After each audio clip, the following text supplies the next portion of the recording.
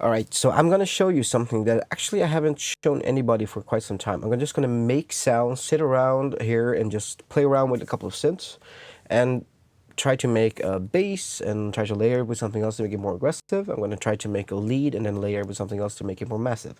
What kind of synths I'm gonna use, we'll see. I'm a huge fan of Spire. It's very hands-on, it's very fast to use. It sounds sort of like aggressive from the get-go. I like that. So let me just try, let's see, let's make this 130 BPM thing. So I'm just gonna add a Spire. And it starts with the, such a lovely intro sound. Oh, it's beautiful. So let's get rid of that. You can use a saw, you can use whatever, but I'm thinking to use a bass, just like for the sake of using a bass, let's just have a sinus tone. It always works the best. Oh, there we go. Let's add a little bit of compression on it, just to make it a little more bouncy. And I have this thing where I want to, right now it's very, I want to have a little bit of like a percussion sound on it, so it feels more, how to put it, more jumpy. So like this. Now let's add some amount to it. This, yes. Probably should use more, huh? There we go.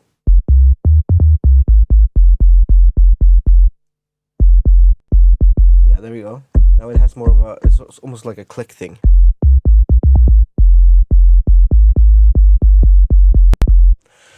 So what I should do now, just to keep having a control, I should just add a kick, like just so I can just hear how it's gonna sound.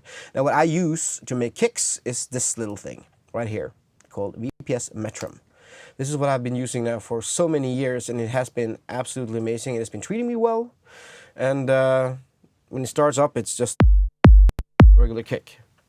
Now I already have made like loads of kicks, but like you can add your own samples, or you can use the thing that I love to use the most, which is this thing right here, which is basically just an oscillator thing.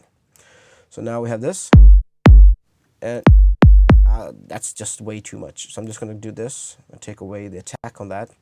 I don't even like the. This is only going to be like the sub layer of the kick.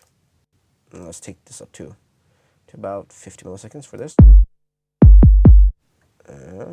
I like this to be around 100, and that's way too much like that. So what I'm doing now is I'm shaping the sub layer of the kick. That sounds pretty good, but I still want a little bit more punch on it. And they have this thing called spike to make sure that the initial part of the thing, it's a little bit more aggressive.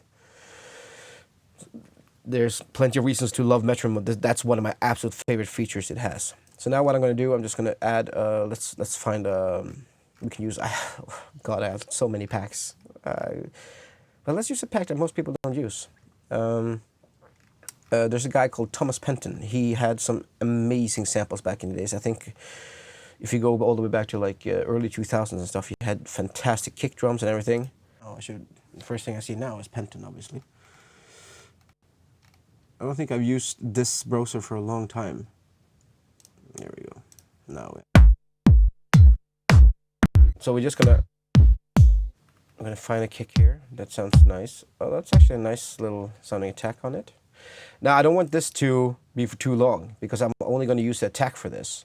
So I'm going to take this down all the way to like, yeah, 9 milliseconds. That also means take that away, but it's going to be from the get-go. Let's see now. Okay. We have a pretty nice kick already. So I'm just going to add this here, and we're going to do a good old-fashioned 4x4 beat.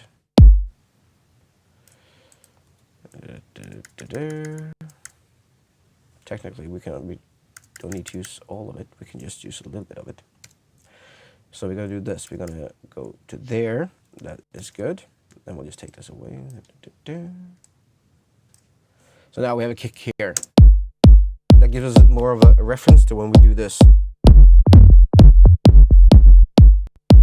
probably should add a sidechain to that. Ton of ways to do sidechaining. For to do it easy, let's just use the LFO tool one.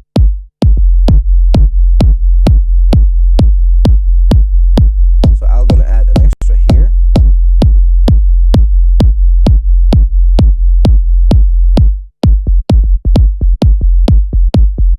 It's a little loud.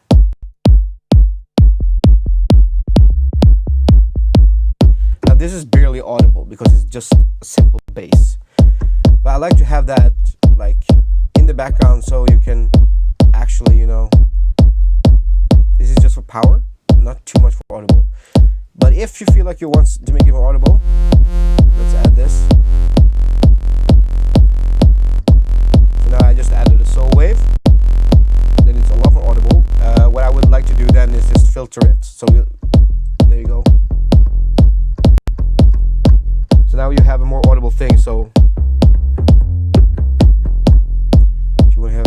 if you even want to hear more, you take it down like 1 octave and you can actually hear. But we're gonna layer this anyway, so this is just for reference. So let's make a kind of a simple bass line to this. Here, let's make this a little bit wider so you guys can see what's happening. There we go.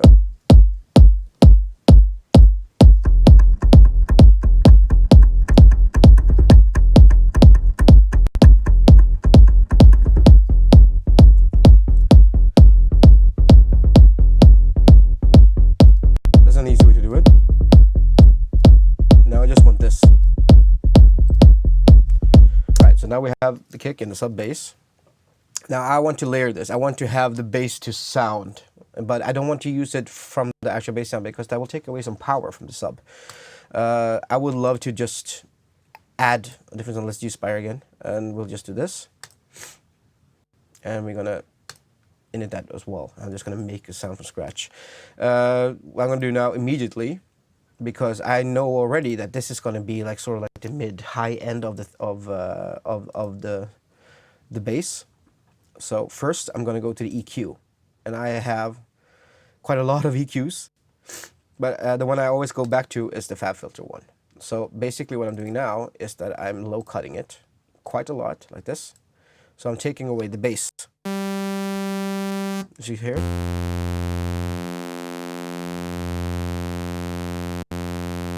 So to about 120, 130, I'm just taking it away because you don't need that. You already have that up there and with the kick. So now I'm just going to do this. Just copying this down.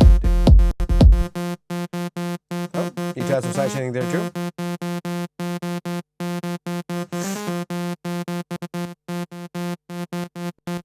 Probably don't need as much side chaining on this as we had on the bass. Smooth it a little bit so we don't get a click. But now we can have some fun. So I'm going to do this. I'm going to add 2 voices on this. I don't need it to detune yet, but I am going to make it wide. Like that. Because the bass should always be in mono. Because that's supposed to go straight to your body. And now adding a little compression this as well to get it a little bit louder. Now what people usually use a lot is distortion.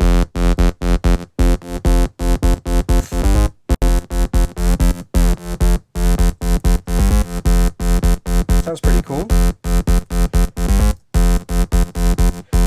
But I like to do a little thing on Spire. That's why I love Spire so much. Is the fact that they have this phaser thing, and phaser, you know, that has the swish sound. But if you take away that and you make it, if you don't use it like as an evolving thing, but a constant thing, you can get some really cool effects. Like let me show you here. So now I'm taking away the rate, which is basically telling it to go up and down in a different kind of rate if it goes fast or if it goes slow. I'll show it to you.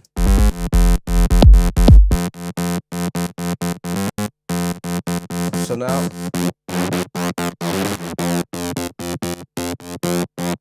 it's always evolving. And if you're always evolving, basically it doesn't have a constant, and I kind of want that. So take away the rate. Now it's constant. And then we can choose the frequency which we want it to be at. We can spread it to make it like go all around, or we can keep it a little bit more centered. Let's have it like here in the middle. So it's a little bit spread, and it's a little bit in the center as well. You can choose the amount of stages. Oh, that's dirty. That's filthy right there. Let's take it down 1 octave. Oh, that's very deep. Oh, but if you add 1 more. Cool. Now it's more audible. And we add a little bit of reverb. Not much, but a little bit.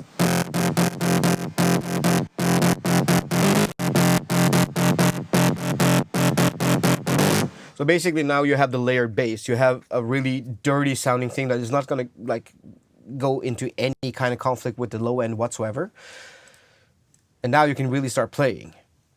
For example, now let's choose both together. Sounds like one bass line, but it's 2.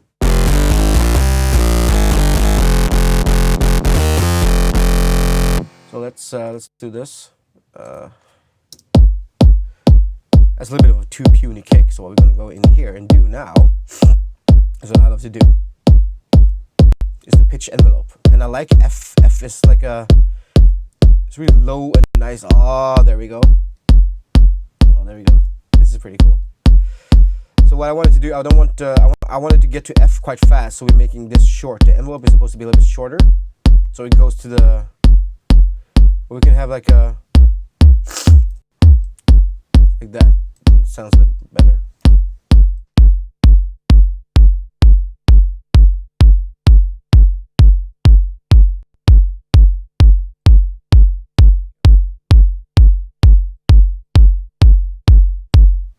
Oh, it's a nice round sounding bass. So that's pretty cool. And let's see how it sounds with the bass line then.